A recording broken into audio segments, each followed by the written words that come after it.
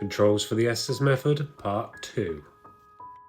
So the most important part is that the person who is doing the Estes method isn't receiving any outside interference other than the white noise that's in their ears.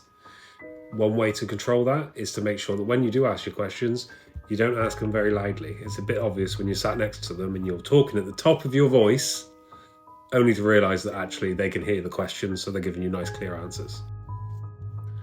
A really important control is to make sure how you ask the questions is thought about. So the individual doesn't know you're asking any questions. You can sit there and actually ask nothing. That's not a problem.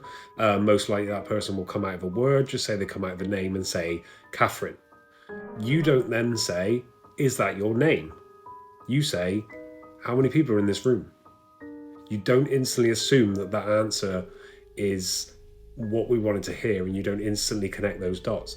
If there was an individual who was communicating through this person, they would understand that actually you've changed your questions and that you're actually now asking how many people are in that room. Now, quite a good control, and making sure obviously the receiver can't hear anything you're saying, is just say the person who is actually sat there doing the Estes method, his name's Ben. The best thing to do is say, okay, Ben, that's it now, we're done. And trust me, because that person might be quite uncomfortable, if they can hear what you're saying, they will take away their headphones.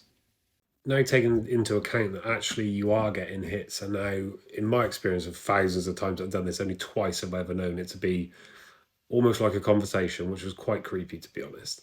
But if you do find that those questions are being answered accurately and everything is changing, then you can go into a flow of asking name, age, where they're from, why they're here, who are they, what they look like, whatever other questions you want, providing those answers keep coming back. If they don't, you go back to that set of questions and you start all over to say, what colour is the car outside? What colour is this cup? All this kind of thing. Make sure you go back to that and you don't continue that flow. So why do we step away from that questioning? Well, it's simple. The person who is the receiver couldn't give a name. They might have watched 3 or 4 sessions happen previously, and previously you said name, what is your age, where do you live, how did you die? They may be aware of what the person asking the question is like when they ask these questions. In that case, they can just fill the gaps themselves. That's the Estes method controls part 2. Follow for more, and obviously part 3 is in our library.